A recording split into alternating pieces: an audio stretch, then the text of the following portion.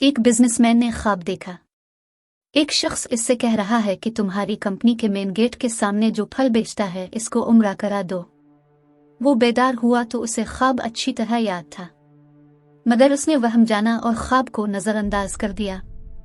3 दिन मुसलसल एक ही ख्वाब नजर आने के बाद वो शख्स इमाम के पास गया और अपना ख्वाब बयान किया। इमाम साहब ने कहा, इस शख्स से राब्ता करो और उसे उम्रा करवा दो। अगले रोज बिजनेसमैन ने एक मुलाजिम से इस फल फरोश का नंबर मालूम करने को कहा। बिजनेसमैन ने फोन पर इस फल फरोश से राब्ता किया और कहा कि मुझे ख्वाब में कहा गया है कि मैं तुम्हें उम्रा करवाऊं, लिहाजा मैं इस नेक काम की तकमील करना चाहता हूं। फल फरोश जोर से हंसा और कहने लगा, क्या बात करते हो भाई, मैंने तो मुद्दत हुई कभी फर्ज नमाज अदा नहीं की और तुम कहते हो कि तुम मुझे उम्रा करवाना चाहते हो।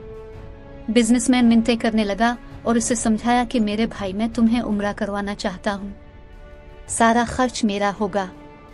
खासी बहस के बाद आदमी इस शर्त पर रजामंद हुआ कि ठीक है, मैं तुम्हारे साथ उम्रा करूंगा, मगर मेरे तमाम अखराजात तुम्हारे जिम्मे होंगे। वक्त मुकर्ररा पर जब वो एक दूसरे को मिले तो बिजनेसमैन ने देखा कि वाकई वो शक्ल और सूरत से कोई अच्छा और नेक इंसान नहीं दिखाई दे रहा था। इसके चेहरे से आया था कि वो नमाज कम ही पढ़ता है।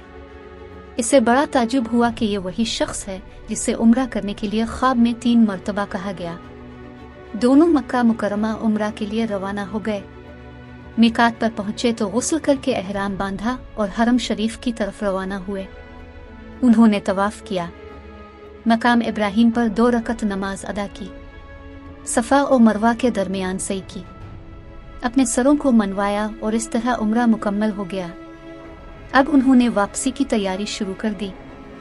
हरम से निकलने लगे तो फल फरोश बिजनेसमैन से मुखातिब हुआ और कहने लगा, दोस्त, हरम छोड़ने से पहले मैं 2 रकत नफल अदा करना चाहता हूँ, ना जाने दोबारा उम्रा की तौफीक होती भी है या नहीं। बिजनेसमैन को क्या एतराज था। इसने कहा, नफल पढ़ो और बड़े शौक से पढ़ो। फल फरोश ने इसके सामने नफल अदा करने शुरू कर दिए।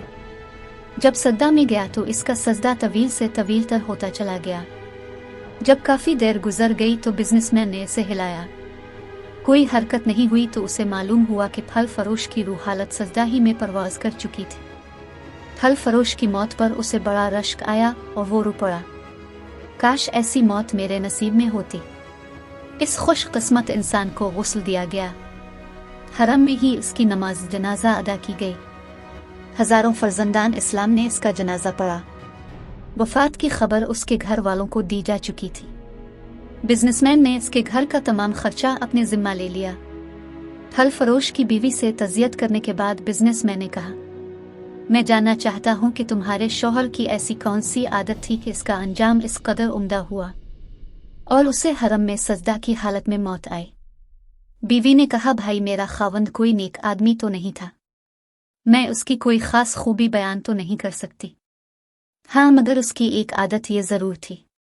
हमारे हमसाया में एक गरीब बेवा अपने छोटे बच्चों के साथ रहती है। मेरा शौहर रोजाना बाजार जाता तो जो चीज अपने बच्चों के लिए खाने पीने के लिए लाता, वो इस बेवा और उसके यतीम बच्चों के लिए भी ले आता और उसके दरवाजे पर रखकर उसे आवाज देता, मैंने खाना बाहर रख दिया है, इसे उठा लो। ये बेवा औरत खाना उठाती और आसमान की जानिब सर उठाकर देखती और कहती, ए अल्लाह, आज फिर इसने मेरे भूखे बच्चों को खाना खिलाया। ए अल्लाह, इसका खात्मा ईमान पर फरमा। जिंदगी तो जैसे तैसे बहरहाल गुजर ही जानी है, लेकिन जिस कदर मुमकिन हो लोगों की मदद किया करे। अल्लाह ताला हमें हर तरह की बुराइयों से अपनी पनाह में महफूज करे और हमारा खात्मा भी ईमान पर फरमाए। आमीन।